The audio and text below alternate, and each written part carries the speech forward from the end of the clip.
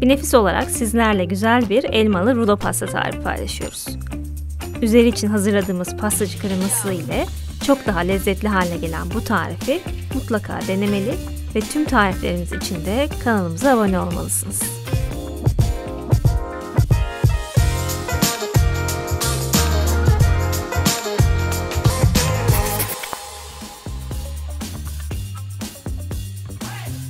İşe önce kremayı hazırlamakla başlıyoruz. Bunun için sütü tencereye aktarıyoruz.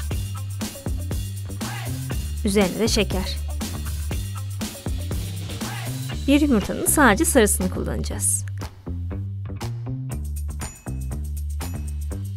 Son olarak da katı malzemeler. Nişasta ve un. Topaklanma kalmayana kadar karıştırıp orta ateşte pişiriyoruz.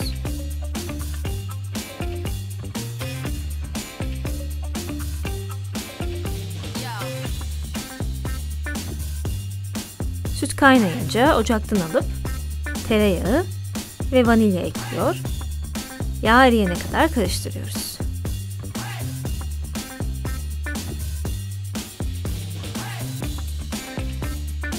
İlk sıcaklığı çıktıktan sonra üzeri kabuk bağlamasın diye poşetle kapatıp soğumaya bırakıyoruz. Bu sırada elmaları hazırlayabiliriz. Bu tarifte tatlı kırmızı elma kullanacağız. Önce kabuklarını soyuyoruz.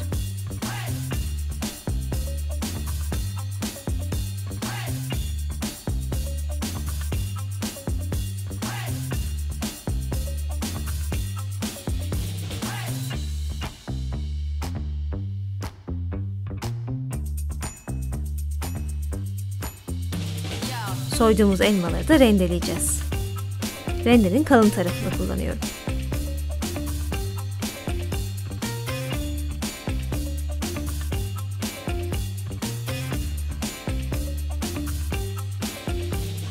Rendelediğimiz elmaları tavaya aktarıyoruz.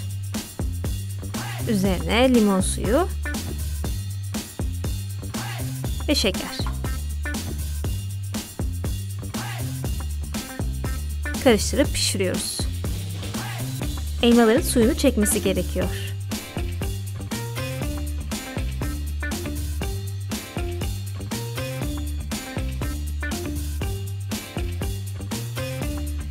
Elmalar artık suyunu çekti. Bu aşamada içine ceviz ve tarçın ekleyip tekrar karıştırıyoruz ve soğuması için bir kenara alıyoruz. Artık keki yapmaya başlayalım. 3 adet oda ısısında yumurtamız var. Sarısıyla beyazını ayırarak kullanacağız.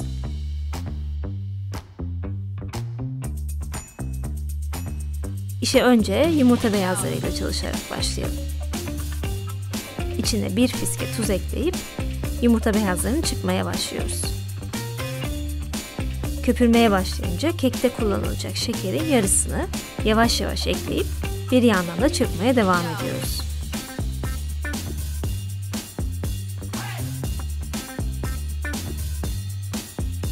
Katı kıvamlı, kaseyi çevirdiğinizde akmayacak bir merenk elde etmeliyiz. Diğer tarafta yumurta sarılarıyla devam edelim. İçine vanilya ve kalan şekeri döküp mikserin yüksek ayarında çırpıyoruz.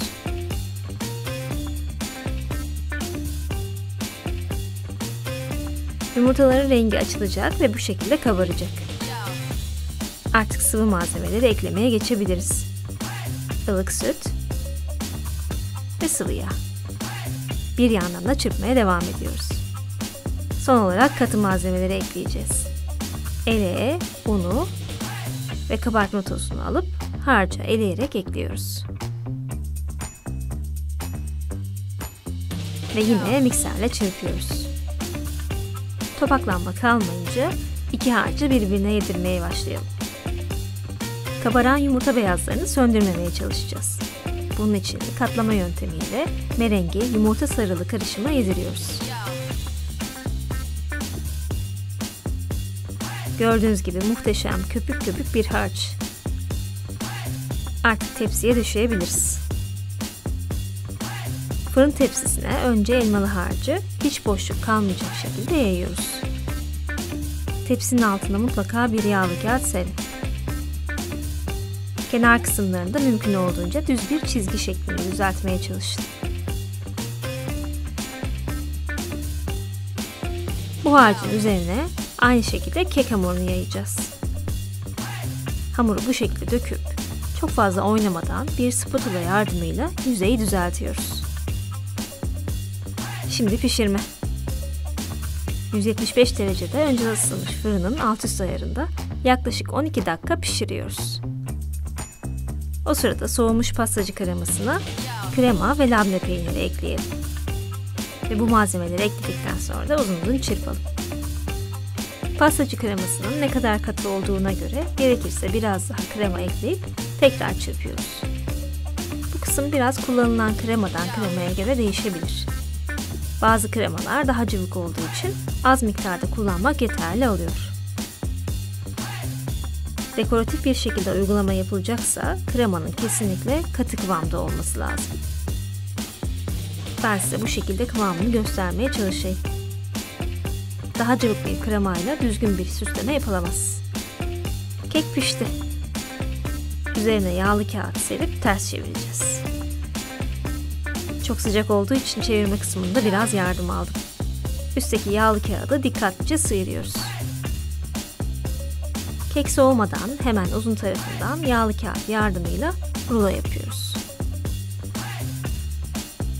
Üstteki kısım kek aşırı yumuşak olduğu için yağlı kağıda yapışabilir. Hiç sorun değil. Ruloyu yağlı kağıda sarıp dolaba kaldırıyoruz. Dolapta bu şekilde birkaç saat bekleyip soğuması gerekiyor. Üzerine dilerseniz hafif pudra şekeri serpebilirsiniz. Kenar kısımlarını kesiyorum ki dilimler daha güzel gözüksün.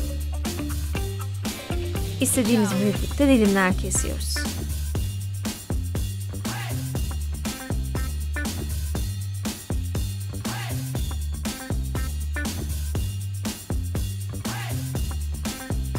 Üzerine de hazırladığımız kremadan bu şekilde dekorlar oluşturacağız. Hem çok güzel görünüyor hem de aşırı lezzet katıyor.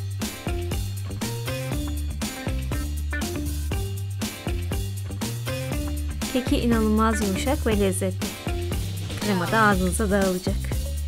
Kesinlikle denediğinizde pişman olmayacağınız nefis bir tarif daha eklendi. Bu ve bunun gibi tüm güzel tariflerimizi kaçırmamak için kanalımıza abone olup bildirimleri de açabilirsiniz. Bir sonraki tarif videosunda görüşmek üzere. Afiyet olsun.